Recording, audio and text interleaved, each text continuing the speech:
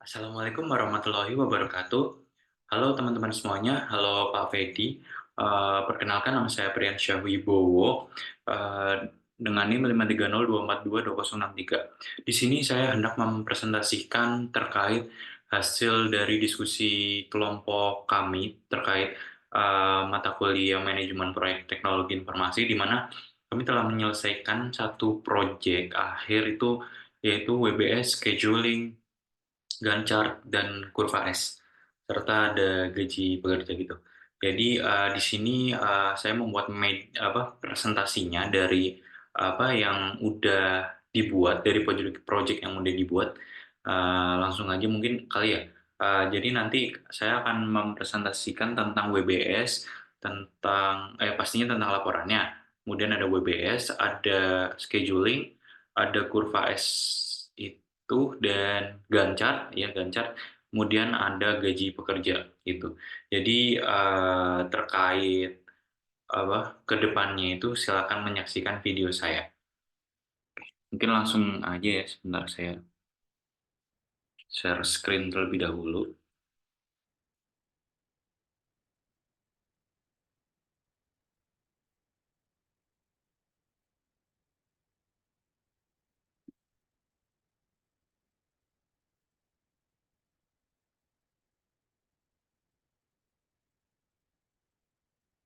Oke. Oke, mungkin dimulai dari yang pertama dulu kali ya. Di sini kelompok kami telah menyelesaikan proyek manajemen proyek sistem informasi Biro Perjalanan. Mata kuliah manajemen proyek teknologi informasi, di mana dosen pengampunya ada Dr. Agus Suranto MT dan Bapak Dr. Fedi Setio Pribadi SPD MT. Lanjut aja. Kata pengantar pastinya alhamdulillah saya telah menyelesaikan project ini dengan teman-teman saya dengan hasil diskusi kami, dan dari panduan dari Bapak Fedi Setio Pribadi SPDMT selaku dosen pengampu mata kuliah ini, dan tidak lupa juga Bapak Dr. Agus Suryanto MT juga. Dan saya sadar pastinya masih ada beberapa kekurangan, akan tetapi semoga dari kekurangan itu bisa diambil hikmahnya aja ya, kita bisa ambil yang benar-benar aja gitu. Oke, lanjut ya langsung ke deskripsi project yang pertama. Bentar. Oke, untuk deskripsi proyek ini, deskripsi proyek Sistem Informasi Biro Perjalanan. Nah, proyek ini itu bertujuan untuk mengembangkan sebuah sistem informasi ya, di mana sistem informasi Biro Perjalanan itu harus saling terintegrasi dalam jangka waktu 3 bulan. Jadi di sini kami membuat BBS-nya, membuat schedule-nya itu sebuah proyek dan beberapa kerjaan yang dibuat dalam jangka waktu 3 bulan.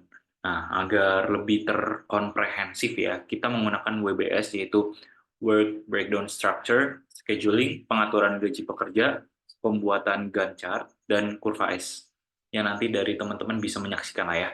Kemudian ada WBS, pastinya WBS proyek ini terdiri dari berbagai tingkat, mulai dari level 0 hingga level 4, yang secara sistematis itu memecah beberapa proyek menjadi tugas-tugas yang lebih kecil. Nah, dari WBS ini ada level 0 sampai level 4, di mana level 0 itu project, level 2 itu task, level 3 itu subtask, level 4 itu aktivitas. Jadi setelah kita membaginya sampai ke 4 itu benar-benar enggak keempat banget sih, kayak kalau misal kita udah membagi ke 3 atau ke 4 itu, atau kedua bahkan, itu pokoknya sampai sebuah pekerjaannya itu tidak bisa kita bagi lagi. Nah, itu yang bisa dinamakan sebagai WBS. Lanjut ke scheduling. Nah, scheduling itu dengan menggunakan jadwal proyek, kami dapat mengorganisir setiap tugas selama periode 3 bulan dengan tepat. Jadi nanti dari WBS-nya itu kan berisi tentang pekerjaan-pekerjaan tuh. Nah, dari pekerjaan itu kita visualisasikan terkait durasinya nih. Di mana kita visualisasikannya? Di scheduling. Nah, dari scheduling itu memvisualisasikan terkait pekerjaannya, dan itu dari misal ada pekerjaan A, B, C, D, E. Nah, A itu berapa minggu, B berapa minggu, C berapa minggu gitu ya, atau bahkan D berapa bulan pekerjaannya gitu ya.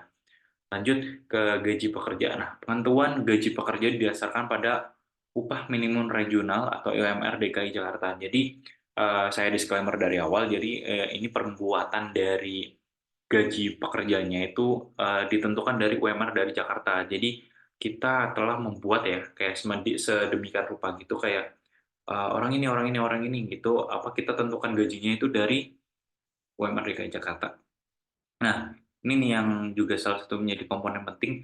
Nah, dari pembayaran gaji diuraikan menjadi 3 komponen utama, yaitu ada gaji bulan per orang atau disingkat OB, gaji per kegiatan atau disingkat OK, dan gaji per jam atau disingkat OJ.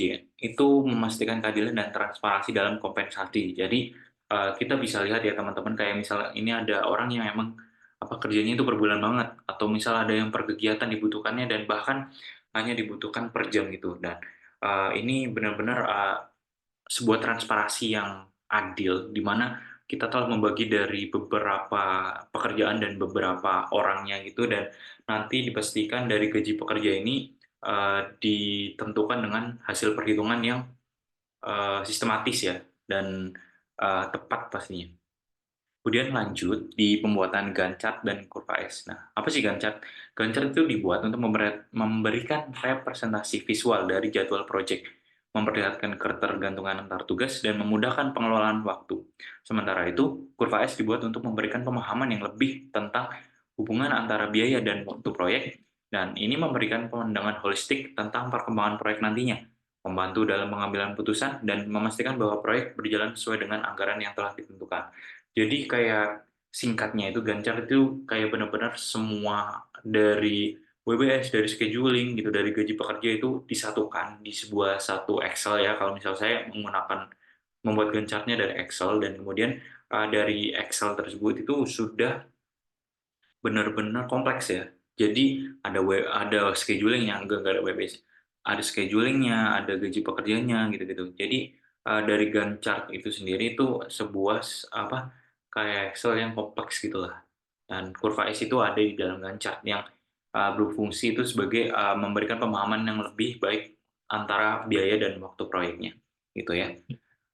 Kemudian lanjut ke penyusunan WBS-nya. Oke, di sini ada WBS. Mohon maaf jika tidak dapat terlihat dengan jelas dikarenakan WBS ini cukup rumit ya, karena ada beberapa bagian gitu. Mungkin aku jelasin dari yang kiri dulu ya, sistem informasi biro perjalanan. Lanjut. Nah, mungkin aku jelasin dari sini. Nah, ini analisis kebutuhan pelanggan itu level 0. Kemudian wawancara klien itu level 1, identifikasi stakeholder itu level 3, dan identifikasi pihak terkait itu level 4. Nah, kenapa sih ada level 0 sampai level 4 itu? Dikarenakan dari yang telah dibuat ini memastikan nih, apakah dari WBS atau pekerjaan yang kita susun itu sudah sampai ke aktivitas yang paling terperinci. Jadi setelah ada aktivitas paling terperinci itu otomatis kayak kayak gaweannya tuh selesai gitu loh. Jadinya ketika 0, 1, 2, 3 itu iya, itu sudah cukup. Jadi ya 1, 2, 3 itu sudah cukup. Jadi ya sudah berarti pekerjaannya cuma sampai 3. Akan tetapi jika ada kita perhatiin jauh ulang nih, kita memastikan ulang apakah kita membutuhkan level keempat atau aktivitas itu kita bisa tentukan gitu loh. Jadi kita bisa menambahkan level 4 gitu. Lanjut ya. Nah, dari WBS ini kita kan ini kita bikin apa namanya terkait WBS terkait sistem informasi biro perjalanan. Nah, dari analisis biro sistem informasi biro perjalanan ini terdapat 4 level 1 ya, di mana ada analisis kebutuhan pelanggan, di mana kita menganalisis nih kebutuhan pelanggannya itu sejauh apa, dan kita menanyakan kepada pelanggannya apa sih yang mau kamu buat, kayak maksudnya kayak sistemnya bagaimana, kemudian mau apa aja yang kita sajikan gitu loh, kayak misal dari pelanggannya itu request ini itu. Kemudian kita dari vendornya itu ya, vendornya itu menerima kemauan dari pelanggannya. Tapi kita tidak selalu menerima dengan mentah ya, kita tetap ada diskusi secara empat mata atau secara kayak forum gitu. Jadinya kita berdiskusi terkait kebutuhan dari pelanggan dengan persetujuan dari sistem informasi biro perjalanan. Kenapa harus minta persetujuan? Karena pastinya kita juga harus menelusuri terkait sumber daya dari vendornya, kemudian ini nih yang penting, biayanya, kayak harganya itu seberapa, karena ya di mana-mana pasti ada harga, ada barang, gitu ya. Lanjut aja. Kemudian desain sistem informasinya, pastinya kita nanti juga menelaah itu kita dapat dari analisis kebutuhan pelanggan, kemudian itu ada desain sistem informasinya, kemudian ada pengembangan aplikasinya, dan ada pengujian dan validasi. Tapi saya mungkin jelasin dari analisis kebutuhan pelanggan aja dulu kali ya. Nah, di analisis kebutuhan pelanggan itu ada wawancara klien, di mana di wawancara klien ini kemudian ada juga lagi nih identifikasi stakeholder, wawancara karyawan biro perjalanan, dan identifikasi pihak terkait. Nah, seperti yang udah aku katakan sebelumnya, di mana kita itu mau melakukan wawancara dengan klien kita, apa yang dibutuhkan gitu loh. Dan setelah itu kita merekap dan kemudian kita kayak lanjut ya ke survei kebutuhan pelanggan gitu. Kayak kebutuhan kamu kira-kiranya apa aja sih? Apa aja yang dari vendor ini kita bisa usahakan dan kita bisa realisasikan terkait kebutuhan yang kamu mau gitu loh ya. Kemudian lanjut ke analisis persyaratan bisnis, di mana setelah kita mendapatkan dan merekap ya, setelah kita merekap, pastinya yang direkap itu dalam bentuk kotor dulu, jangan yang langsung berat-berat gitu, kayak maksudnya langsung on point gitu loh, jangan. Kita harus menganalisis dulu persyaratan bisnisnya, karena justru yang awalan ini yang paling penting, karena ini menyesuaikan dengan kontrak yang dibikin antara pelanggan dan klien. Nah, kalau misal di antara kedua itu kita tidak pertimbangkan dari awal dan kita langsung gas aja gitu, nanti takutnya itu malah kita menjadi kayak seperti senjata makan tuan gitu loh, kayak misal vendornya tidak membuat sesuai dengan keinginan dari pelanggan. Nah, habis itu yang rugi sendiri ya vendornya pastinya gitu loh. Lanjut, ada desain sistem informasi ya, mungkin aku jelasin secara singkat aja.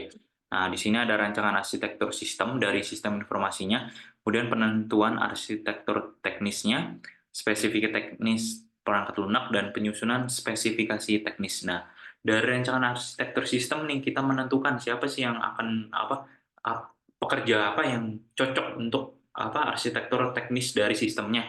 Kemudian kita melakukan spesifikasi terkait perangkat lunaknya, dan kemudian yang terakhir itu ada penyusunan spesifikasi teknis.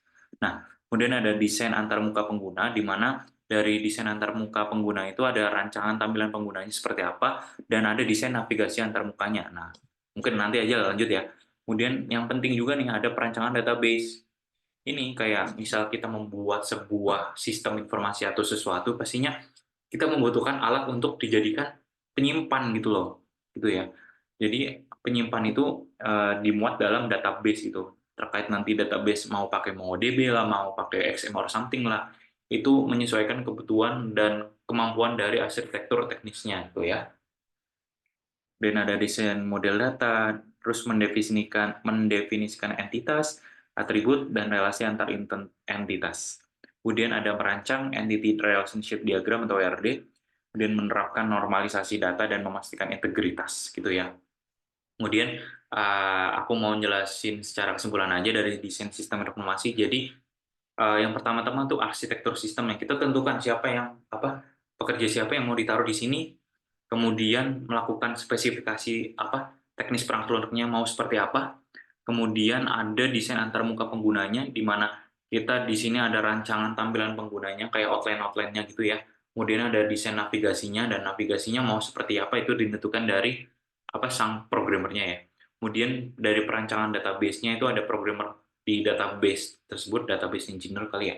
Nah, kemudian di situ kita nggak cuma kayak membuat dari database-nya, tapi untuk memuaskan dari pelanggannya nih, memuaskan dari kliennya, kita berusaha untuk mengedukasi juga pastinya. Kita memberikan ada ERD, ada kita menormalisasi data, dan kemudian mendefinisikan entitas, atribut, dan relasi antar entitas. Gitu ya. Kemudian lanjut ke pengembangan aplikasi, di mana ini ada pembangunan modul aplikasi, pembangunan modul inti, pengembangan modul tambahan. Kemudian ada pengembangan database, itu implementasi database ya, membuat skema tabel dan mendefinisikan tipe data untuk setiap atribut. Kemudian ada menerapkan indeks kunci dan aturan integritas referensial. Kemudian ada mengonfigurasi kebijakan keamanan dan hak akses. Kemudian yang terakhir ada integrasi komponen. Nah, kenapa sih perlu ada pengembangan aplikasi? Karena di sini kita bisa lihat di sini loh. Di sini kita cuma apa? Kata awalnya desain. Nah, di sini kayak kita malah lebih ke pertinjau gitu ya. Kayak kita belum apa namanya? Eksekusi sebenarnya udah karena ini desain ya. Tapi eksekusi ke desain belum ke lebih dalam loh. Kayak misal kita menginput datanya, terus habis itu kita apa? Meminta programmernya untuk memulai membuat fungsinya, kemudian kayak apa ada controllernya atau gitu-gitu atau tampilannya bahkan gitu kan. Jadinya kita tentukannya tuh di sini kayak kita berusaha untuk mengembangkan aplikasinya ya. Jadi kayak di sini tuh benar-benar kita on target banget gitu loh. Setelah kita udah apa tadi yang pertama analisis kebutuhan pelanggannya, kemudian kita mendapatkan desain sistemnya. Nah, di sini di pengembangan aplikasinya kita itu seperti menancapkan pedangnya gitu ya, kayak kita berusaha untuk apa, kayak menerjang gitulah ya, kayak membuat aplikasinya, nah gitu aja. Nah lanjut ke pengujian dan validasi, di mana setelah aplikasi sudah dibentuk itu kita menguji nih, uji integrasi sistem, uji integrasi komponen, dan uji integrasi modul aplikasi. Kemudian ada uji fungsional aplikasi, uji fungsional modul aplikasi, uji fungsional antarmuka, yang terakhir ada uji penerimaan pelanggan, dan persiapan dan eksekusi uji penerimaan dan validasi kepuasan pelanggan. Nah, di sini pengujian dan validasi itu penting ya, karena di sinilah kita mempersembahkan karya kita, apa, proyek kita kepada iya, kepada pelanggannya. Nah, di sini kita menguji nih integrasi sistemnya, kita menelusuri apa sih yang kayak yang mau kita sajikan kepada pelanggannya, kayak apa aja komponennya gitu-gitu loh. Dan di sini kita berusaha buat apa menelusuri dan kemudian kita merework sesuatu atau merevisi sesuatu yang masih terdapat bug di dalamnya dan kemudian nah yang terakhir ini ada uji penerimaan pelanggan di mana kita itu di sini memberikan dan mempersiapkan dan mengeksekusi uji penerimaannya kepada pelanggan di mana pelanggan kita beri edukasi, kita beri apa kayak UML, enggak UML kayak lebih ke pemahamannya terkait aplikasi yang udah kita buat, terkait tentang fitur-fiturnya, tentang cara penggunaannya, tentang apa kayak segala sesuatu yang ada di aplikasi itu loh. Dan kemudian yang terakhir itu ada validasi kepuasan pelanggan. Nah, ini seperti feedback ya bagi apa kita sendiri agar dari kita sendiri itu mendapatkan validasi kepuasannya apakah pelanggannya puas, apakah kita harus merevisi lagi seperti itu dan apakah kita bisa kayak menyelesaikan dari proyeknya gitu loh. Jadinya dari kita sendiri dari validasi kepuasan pelanggan itu penting ya bagi kita untuk menyelesaikan proyek atau merevisi dari proyeknya gitu ya. Dan dari feedback-feedbacknya itu kayak kita bisa mendapatkan poin plus loh kayak ini loh kita udah membuat ini gitu. Mungkin lanjut langsung ya. Lanjut ke WB sudah selesai ya teman-teman. Lanjut ke bukan gacha, ke scheduling. Nah, di sini ada scheduling di mana scheduling ini hanya berfungsi sebagai kayak kita membuatnya gitu loh kayak schedulingnya dari kegiatan beberapa kegiatannya itu mau berapa lama gitu loh dibuatnya. Nah, untuk yang pertama itu ada analisis kebutuhan pelanggan. Pastinya untuk yang paling atas-atas itu kita memenuhi bulannya ya gitu ya. Kayak misalnya ini kan ada bulan 1, ada bulan 2, ada bulan 3. Dan di setiap level 1 itu analisis kebutuhan pelanggan dilaksanakan secara 1 bulan penuh, dikarenakan dari analisis kebutuhannya itu juga ada anak-anaknya nih, ada aktivitasnya. Nah, misal ada wawancara klien, kita mematok 2 minggu, kemudian ada identifikasi pihak terkait, ada identifikasi stakeholder dulu ada 1 minggu di apa minggu pertama, kemudian ada identifikasi pihak terkait itu ada minggu kedua bulan 1, itu selama 1 minggu, kemudian ada wawancara karyawan biro pelanggan, perjalanan itu bulan 1, minggu 1 selama 1 minggu, kemudian ada yang terakhir itu ada analisis persyaratan bisnis itu dilaksanakan di bulan 1, minggu ketiga, dan minggu keempat secara 2 minggu. Itu ya teman-teman ya. Lanjut ke desain sistem informasi. Jadi untuk desain sistem informasi itu dilaksanakan sekaligus di bulan pertama karena apa? Ini apa cukup menarik ya karena di awal kita itu meminta untuk menganalisis kebutuhan pelanggannya. Kliennya pengen apa nih? Nah, kliennya pengen apa? Bagaimana? Mungkin gitu ya. Kemudian dari pengen apa dan bagaimana itu, kita bisa menelusuri, kita bisa merancang arsitektur sistemnya dan beberapa desain dan perancangannya itu di bulan pertama agar saling berkesinambungan gitu loh. Kayak misal kayak udah semakin dekat dengan analisis kebutuhannya kan kayak kita bisa mengefektifkannya gitu ya. Oke, lanjut. Desain sistem informasi pastinya 1 bulan, yang diikuti dari penentuan arsitektur teknis itu dilaksanakan di bulan 1 minggu kedua gitu ya. Selama 1 minggu, kemudian selama 2 minggu, mohon maaf. Kemudian ada spesifikasi teknis perangkat lunak itu ada di bulan 1 minggu kedua, selama 1 minggu. Kemudian spesifikasi teknis perangkat lunak itu 1 minggu di bulan ketiga, di bulan pertama minggu ketiga. Penyusunan spesifikasi desain antarmuka pengguna itu dilaksanakan secara 2 minggu di bulan pertama. Kemudian ada rancangan tampilan pengguna itu dilaksanakan 1 minggu di bulan 1 minggu ketiga, dan kemudian ada desain navigasi antarmuka itu ada 1 minggu di bulan 1 minggu keempat. Kemudian lanjut ke perancangan database-nya nih, lanjut nih. Setelah kita membuat desain termuka penggunanya gitu ya, kayak nggak setelah sih, kayak bersamaan. Ketika kita mendesain antarmuka penggunanya, kita juga bersamaan merancang database-nya. Lanjut ke database-nya itu dilaksanakan secara bulan pertama itu ada 2 minggu ya teman-teman. Kemudian lanjut desain model datanya itu ada 1 minggu di bulan 1 minggu ketiga, merancang RD-nya itu sama, dan maaf, mendefinisikan entitas, atribut, dan relasi antar entitas itu di bulan 1 minggu ketiga selama 1 minggu. Kemudian ERD dan normalisasi data itu kan saling berkesinambungan ya, kayak kita membuat ERD pastinya normalisasi datanya itu dekat gitu loh. Jadinya dari RD dan normalisasi data itu dilaksanakan secara 1 minggu di bulan 1 dan minggu keempat ya, sama ya. Kemudian lanjut nih, udah merambah ke pengembangan aplikasinya. Dari yang pertama kita udah menganalisis kebutuhan pelanggannya, kemudian ada desain sistem informasi, lanjut ke pengembangan aplikasi. Nah, di pengembangan aplikasinya itu ada terjadi di bulan kedua, selama 1 bulan pastinya. Yang pertama itu pengembangan modul aplikasinya. Kita lakukan secara 3 minggu ya teman-teman, di bulan 2 minggu 1 sampai 3. Kemudian ada pengembangan modul inti, itu berbarengan ya sama pengembangan modul enggak. Pembangunan modul inti itu di bulan 2 minggu 1 sampai ke 2 secara 2 minggu ya. Kemudian lanjut ke pengembangan modul tambahan itu ada di bulan kedua secara 2 minggu, di minggu kedua dan minggu ketiga. Kemudian lanjut ke pengembangan database. Pengembangan database-nya itu dilakukan setelah, enggak dilakukan setelah, tapi bersamaan juga dengan pengembangan modul aplikasinya. Di sini dilaksanakan secara 3 minggu, di mana di bulan kedua, di minggu 1 sampai minggu 3. Kemudian ada implementasi database, di mana ini terjadi selama 2 minggu, di mana di bulan kedua itu di minggu kedua dan minggu ketiga.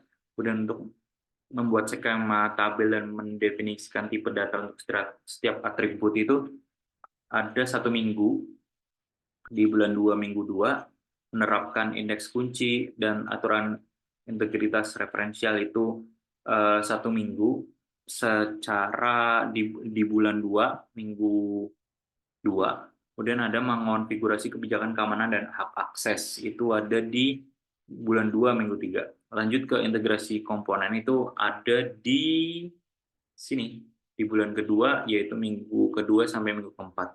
Nah, kita udah buat nih aplikasinya, kita udah buat nih selesai aplikasinya di bulan kedua. Jadi di bulan kedua itu 1 bulan udah selesai pengembangan aplikasinya.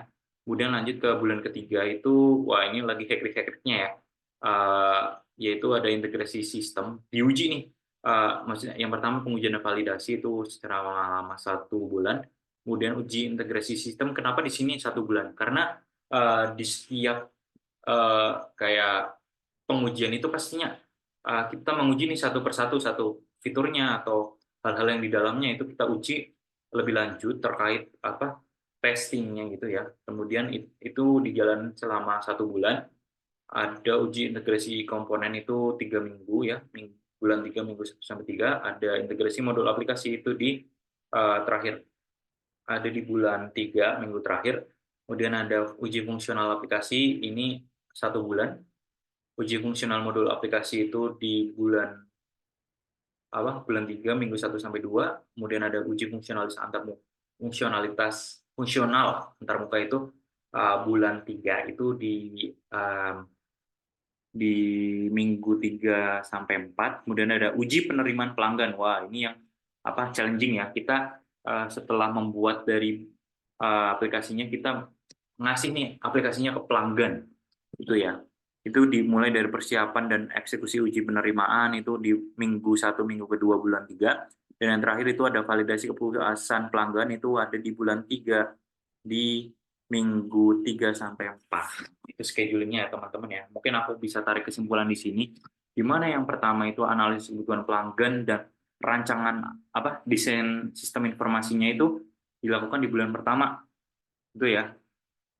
Di bulan pertama dikarenakan kita berusaha untuk saling berintegrasi satu sama lain gitu ya, kayak saling berkesinambungan satu sama lain di bulan pertama. Kemudian di bulan kedua itu kita udah fokus di pengembangan aplikasinya, dan bulan ketiga itu kita menguji dan validasi kepada pelanggan. Kita ngasih aplikasi kita ke pelanggannya. Nah, scheduling udah. Kemudian lanjut ke Gantt chart-nya seperti ini. Bentar, teman-teman. Setelah WBS, scheduling, yuk lanjut ke Gantt chart-nya ya teman-teman.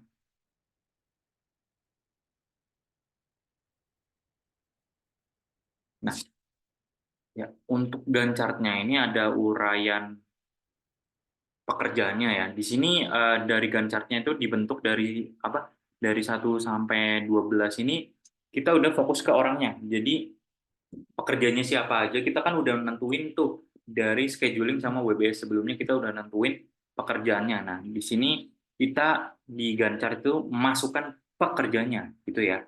Jadi ada konsultan wawancara pelanggan, ada spesialis survei pelanggan, ada analisis bisnis, ada perancang arsitektur sistem, ada perancang antarmuka pengguna atau UI UX designer, ada perancang database, ada programmer, ada spesialis pengembangan database, ada ahli integrasi sistem, ada spesialis uji integrasi, dan kemudian ada ahli uji fungsional aplikasi, dan yang terakhir ada koordinator uji penerimaan pelanggan.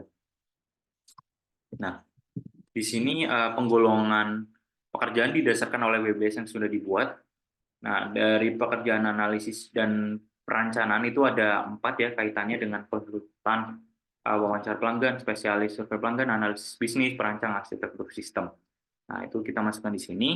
Nah, 1 sampai 4 ya. Kemudian lanjut ke pekerjaan desainnya, sistem informasinya itu tadi ada perancang antarmuka pengguna, UI UX designer, dan perancang database. Itu lanjutnya di 5 sampai 6. Kemudian ada pekerjaan pengembangan itu pastinya programmer dan spesialis pengembangan database, itu udah masuk ke spesialisnya, udah seniornya gitu ya. Kemudian ada programmer dan ini ya. Kemudian ada pekerjaan integrasi itu ada ahli integrasi sistem, dan pekerjaan uji itu ada spesialis uji integrasi, ahli uji fungsional aplikasi, dan koordinator uji penerimaan pelanggan. Nah, di sini udah ada semuanya ya teman-teman dari uraian pekerjaannya. Lanjut. Nah, di sini mungkin aku bisa langsung, mungkin aku jelasin dulu ya. Jadi konsultan wawancara pelanggan itu adalah orang profesional yang melakukan wawancara dengan pelanggan untuk memahami kebutuhan dan harapan mereka. Jadi di sini tidak semena-mena konsultan wawancara pelanggan itu pekerjaan yang remeh ya. Enggak, teman-teman. Ini bahkan sebuah kayak leadernya, apalagi justru kayak konsultan wawancara pelanggannya itu seorang leader yang berkoordinasi dengan pelanggannya itu terkait kebutuhan pelanggannya, apa aja sih yang dibutuhin sama pelanggan gitu loh, dan dari kita itu menganalisis apa sih yang diperlukan gitu loh, kayak kita juga memberikan breakthrough atau brainstormingnya ke pelanggannya terkait kayak requestion dari pelanggannya gitu. Dan lanjut ada spesialis survei pelanggan, itu adalah profesional yang mengembangkan dan melaksanakan survei untuk mengumpulkan data dari pelanggan. Itu mungkin ya saling ditemani ya dari konsultan dan spesialisnya. Kemudian ada analisis bisnis, adalah profesional yang menganalisis kebutuhan bisnis dan mendefinisikan persyaratan sistem dari perspektif bisnisnya. Jadi kita kayak dari bertiga ini, konsultan sampai analis bisnis itu bekerja sama terkait kayak kebutuhan dari pelanggannya. Gitu. Kemudian ada perancang arsitektur sistem, adalah profesional yang merancang arsitektur sistem termasuk komponen-komponennya, hubungan antar komponen dan interaksi dengan lingkungan. Kemudian perancang desainnya. Ada perancang antarmuka pengguna, UI UX designer adalah profesional yang mendesain antarmuka pengguna, UI dan pengalaman pengguna atau UX system. Kemudian ada perancang database, adalah profesional yang mendesain database termasuk struktur data, relasi antar tabel dan skema database. Kemudian lanjut, desain ini udah tahu lah pastinya teman-teman ya, kayak UI UX designer sama database-nya itu kan saling berkaitan dengan erat pastinya. Kemudian ada pekerjaan pengembangan, dan di sini kayak intinya juga kayak programmer adalah profesional yang menulis kode atau programnya untuk membangun sistemnya. Nah, di sini programmer benar-benar difokuskan ke aplikasinya ya. Dan spesialis pengembangan database adalah profesional yang mengembangkan database, termasuk membuat tabel, memasukkan data, dan menjalankan query. Lanjut ke pekerjaan integrasi, di mana ahli integrasi sistem adalah profesional yang mengintegrasikan komponen-komponen sistem, termasuk antarmuka, database, dan lain-lain. Lanjut ke pekerjaan uji. Oh iya, untuk integrasi ini kayak benar-benar kayak seperti pekerjaan ini biasanya dilakukan oleh profesional dengan latar belakang teknik komputer atau pemrograman. Kayak dari pekerja itu berfokus pada menyatukan komponen-komponen sistem yang menjadi satu kesatuan yang utuh. Kayak dari ahli integrasi sistem itu dimulai dari yang pertama tadi kebutuhannya, kemudian lanjut ke sistem informasinya, desainnya, lanjut ke programmernya di aplikasi ya. Jadi disatukan, kemudian diuji lah gitu. Kemudian ada pekerjaan uji, spesialis uji integrasi, sama yang seperti ahli integrasi sistem itu profesional yang menguji integrasi komponen-komponen sistem, ahli uji fungsional aplikasi, profesional yang menguji fungsionalitas aplikasi termasuk fitur, persyaratan, dan alur kerja. Lanjut ya teman-teman, pastinya udah tahu. Kemudian koordinator uji penerimaan pelanggan adalah profesional yang bertanggung jawab untuk mengkoordinasikan pengujian sistem oleh pelanggan. Nah, di sini kita bentuk koordinatornya nih untuk sebagai uji penerimaan pelanggannya yang berlaku sebagai ketua lah pastinya untuk mengkoordinasi anggota-anggotanya untuk bisa memantapkan kayak pengujian aplikasinya ke pelanggannya. Itu ya. Kemudian lanjut nih ke penggolongan gaji berdasarkan SBM dan kualitasnya. Nah, di sini faktor penentu dalam kerjaannya itu bergantung. Di setiap pekerjaan dalam proyek sangat bergantung pada beberapa faktor kunci. Pertama-tama kompleksitas pekerjaannya, kemudian ada beberapa aspek dan tantangan yang muncul. Selain itu, waktu yang dibutuhkan untuk menyelesaikan pekerjaan juga menjadi faktor penting, di mana pekerjaan yang memerlukan waktu lama cenderung membutuhkan lebih banyak orang untuk memastikan pekerjaan menjadi lebih efisien. Terakhir, ketersediaan sumber daya perusahaan, SDM-nya, dan kayak jumlah orang yang dapat dialokasikan untuk setiap pekerjaannya. Nah, di sini penggolongan gaji berdasarkan SBM dan kuantitasnya itu ada ya di sini ya teman-teman. Kayak konsultan wawancara pelanggan itu orang per jamnya, di mana tadi kan OJ kan orang per jam, OK orang kegiatan, OB orang per bulan. Nah, konsultan wawancara pelanggan itu butuh 2, spesialis survei pelanggan itu butuh 2 orang per jam, analis bisnis itu 4 per kegiatan, perancang arsitektur sistem itu ada 2 per kegiatan, kemudian UI UX designer itu ada 4 per kegiatan, kemudian perancang database itu 2 per jam, kemudian programmernya nih, ini benar-benar core inti ya, kayak itu membutuhkan banyak programmer untuk membuat aplikasinya ini. Kemudian ada 6 programmer per bulan. Wow. Kemudian ada spesialis pengembangan database itu 2 per jam. Ahli integrasi sistem itu cuma 2 orang per kegiatan. Dan spesialis uji integrasi itu 4 per bulan. 4 orang per bulan maksudnya. Kemudian ahli uji fungsional aplikasi itu ada 4 orang per bulannya. Kemudian ada koordinator uji penerimaan pelanggan itu ada 2 orang per kegiatan. Lanjut ya.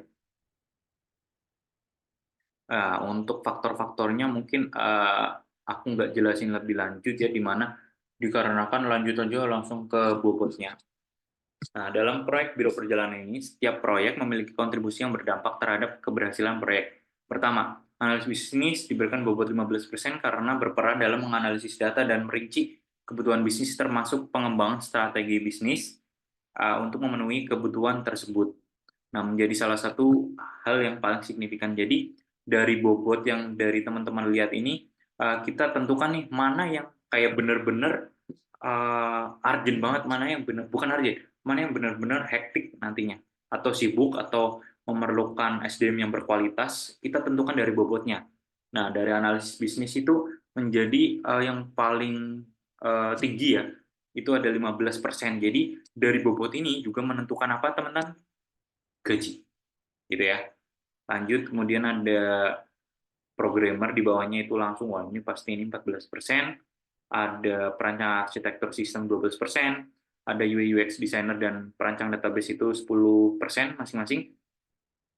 Lanjut di konsultan wawancara pelanggan 8%, kemudian ada ahli uji fungsional aplikasi itu 7%, ada ahli integrasi sistem dan spesialis uji integrasi itu masing-masing 6%, kemudian ada spesialis pengembangan database itu 5%, ada spesialis survei pelanggan 4%, dan yang terakhir ada koordinator uji penerimaan pelanggan itu ada 3%.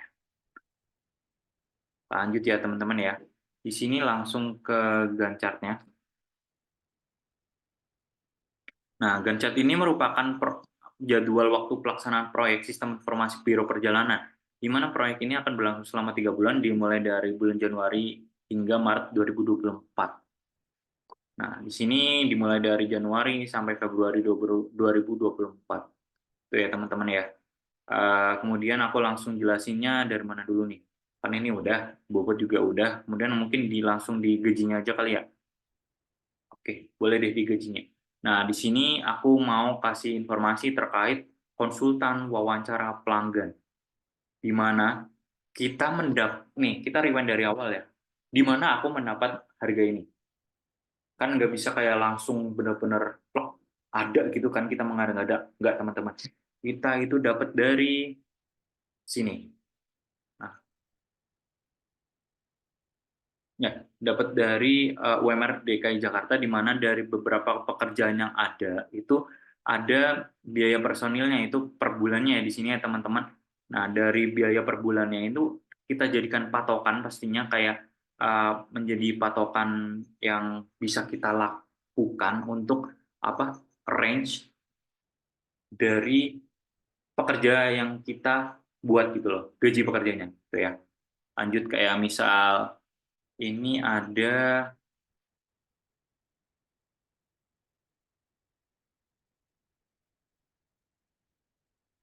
konsultan wawancara pelanggan ya teman-teman. Di sini apa, gajinya 23.100, itu bobotnya 8, itu dimulai dari orang per jam. Itu orang per jam itu seperti ini, dilakukan seperti ini ya, kayak ibarat nih kayak misal kita ada proyek, nanti aja deh, langsung aja ke sini.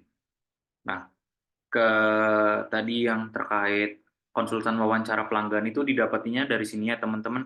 Nah, dari konsultan wawancara pelanggan itu kita dapetin dari manajer kantor. Nah, di sini manajer kantor itu sama aja dengan konsultan wawancara pelanggan, di mana gaji per bulannya di DKI Jakarta itu 12.250, ya 250.000 per bulannya ya teman-teman. Itu wow, itu gaji yang fantastis.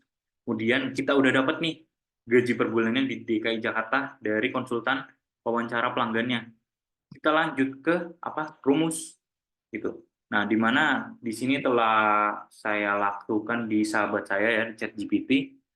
Misal nih 12.250.000 gaji per bulan, dan kita mematok sehari itu kita cuma kerja 8 jam dengan 5 hari kerja per minggunya dan kerja selama 2 minggu.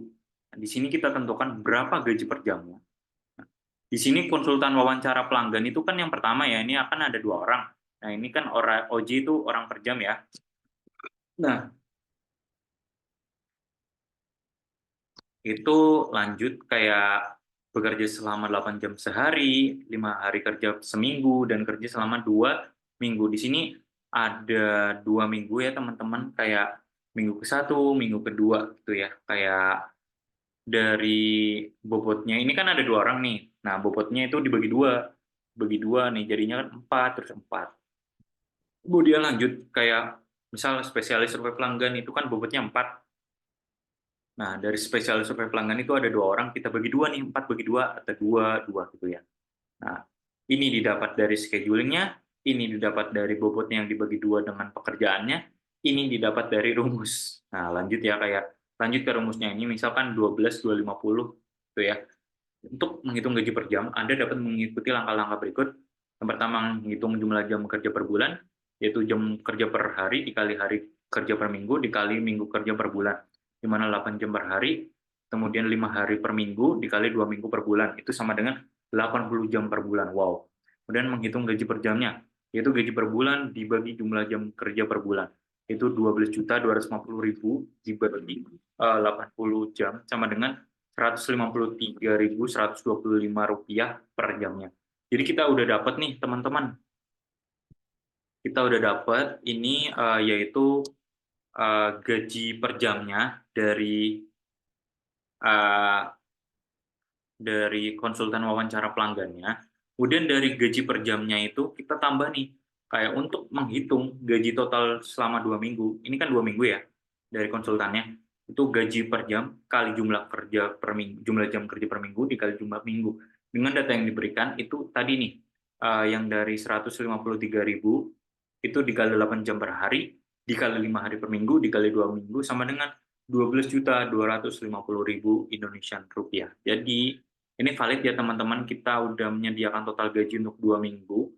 Jadi dari konsultan wawancara pelanggan itu, yang pertama kan ini 12.250.000 itu untuk 1 orang. Nah, kemudian kita kalikan 2 itu hasilnya ini teman-teman. 23 juta dikali 23 juta 100.000 ya. Dan ini teruji valid ya teman-teman, di mana kita tidak mengada-ngada terkait apa gajinya, di mana kita ini mendapatkan dari dari internet, dan ini sepertinya dikasih sama Pak Fedi deh. Nah, kemudian kita samakan ya, misal konsultan wawancara pelanggan samanya kayak apa nih di sini nih. Nah, di sini ternyata samanya dengan manajer kantor di mana DKI Jakarta itu per bulannya dengan UMR DKI Jakarta itu 12.250.000. Kemudian kita menggunakan rumus-rumus ini ya, kayak kita dapat gaji per jamnya, kemudian kita dapat gaji per 2 minggunya dari 1 orang, kemudian dikalikan 2, jadinya 23.100 gitu ya, 3.100.000 untuk 2 orang. Sip. Jadi mungkin aku nggak mau jelasin semuanya terkait apa gajinya, karena mungkin bakal sangat banyak dan kayak kita juga terbatas dengan waktu pastinya. Lanjut ke kurva S-nya. Ini kurva S-nya itu didapat kayak, kalau misal ini kan bobotnya dari semuanya dari 1 sampai 12 itu dihitung, kemudian ada 100, itu kita tarik dari bawah ke sini, ke sini, sini, sini, sini, sini, sini, sampai ke sini. Nah, dari kurva S-nya itu sendiri pastinya sudah didapatkan itu dari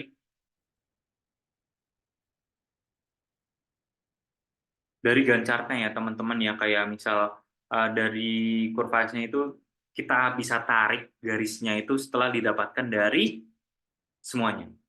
Jadi ya kayaknya aku udah jelasin semuanya ya teman-teman. Mungkin aku mau tarik kesimpulan aja deh dari gancarnya terlebih dahulu. Nah, di sini ada uraian pekerjanya, ada jumlah harga itu gajinya yang udah terintegrasi dengan rumusnya, kemudian ada bobot pekerjaannya, kemudian ini ada pelaksanaannya itu dari scheduling ya. Ini 2 minggu, ini 2 minggu di Januari, kemudian ini ada 2 minggu juga di Januari, lanjut sampai yang kayak ahli integrasi sistem itu 3 minggu di Februari, kemudian ada spesialis sampai koordinator uji penerimaan pelanggan itu selama 1 minggu di bulan Maret. Nah, di sini ada OJ itu orang per jam, OK orang per kegiatan, OB itu orang per bulannya. Ya, mungkin aku mau tarik garis kesimpulan dari semuanya kali ya. Nah, proyek pengembangan sistem informasi untuk Biro Perjalanan ini merupakan upaya kompleks dan terencana dengan matang, pastinya ya. tadi kompleks banget, dimulai dari WBS-nya, scheduling-nya, yang di dalamnya juga ada beberapa pekerjaan sama durasinya, kemudian ada gajinya dari digancatnya dan lain-lain gitu ya teman-teman. Nah, dari WBS-nya itu dari web work breakdown structure-nya itu ada level 0 sampai level 4, kemudian kita mempertimbangkan upah minimum regional UMR di Jakarta untuk gajinya, kemudian ada scheduling proyek menjadi langkah kunci untuk mengorganisir tugas-tugas selama periode 3 bulan. Nah, kemudian ada yang terakhir itu pembuatan Gantt, di mana pekerjaan dibagi menjadi kategori-kategori seperti analisis dan perencanaan, desain, pengembangan, integrasi, dan uji. Setiap kategori memiliki jenis pekerjaan yang spesifik, dan pada tahap ini, estimasi bobot pekerjaan diidentifikasi untuk menentukan jumlah pekerja yang dibutuhkan. Kemudian ada bobotnya juga. Kemudian lanjut, nah dari penggolongan gaji pekerja berdasarkan SBM, standar biaya mutu, dan penentuan jumlah pekerja untuk setiap tugas proyek menjadi langkah selanjutnya. Nah, Gantt yang telah disusun memberikan pemahaman mendalam tentang jadwal pelaksanaan proyek, sementara kurva S memberikan visualisasi perkembangan proyek seiring berjalannya waktu. Nah, keseluruhan proses ini membantu dalam memanajemen proyek efisien, optimalisasi sumber daya manusia, dan pemantauan progres yang terukur. Nah, oke teman-teman, dari tadi aku udah menjelaskan terkait um, proyek manajemen, eh, project manajemen proyek teknologi informasi, di mana mengusung tema sistem informasi biro perjalanan yang ada WBS, scheduling, ada Gantt chart-nya, ada gaji pekerjanya, ada kurva S-nya, ada deskripsi gaji pekerjanya, dan segala tetek bengeknya yang seperti dari upah minimum UMR DKI Jakarta, dan kemudian yang terakhir yang menurut saya terkesan itu ada penghitungannya ya, kayak penghitungannya per orangnya gitu, per deskripsi pekerjaannya juga ada orang kerja, ada orang per kegiatan, ada orang per bulan, dan ada orang per jam. Mungkin sekian ya yang dapat saya sampaikan. Terima kasih dari teman-teman yang udah menyaksikan presentasi saya di proyek akhir manajemen proyek teknologi informasi. Sekian dari saya, tapi sebelum saya menutup, saya berterima kasih kepada Pak Fedi dan kepada Pak Agus karena telah memberikan wawasan dan informasi, kemudian wawasan kepada saya terkait mata kuliah ini. Semoga dapat dilancarkan ya Pak ya uh, di kedepannya. Gitu. Mungkin sudah dari aku. Mohon maaf jika ada tutur kata yang kurang berkenan di hati Anda. Dari saya mohon maaf sebesar-besarnya. Wabillahi taufiq wal hidayah, waridho wa inayah. Selamat tinggal teman-teman semuanya. Maksudnya see you when I see you ya. See you when I see you. Sekian dari saya. Wassalamualaikum warahmatullahi wabarakatuh. Terima kasih. Dadah.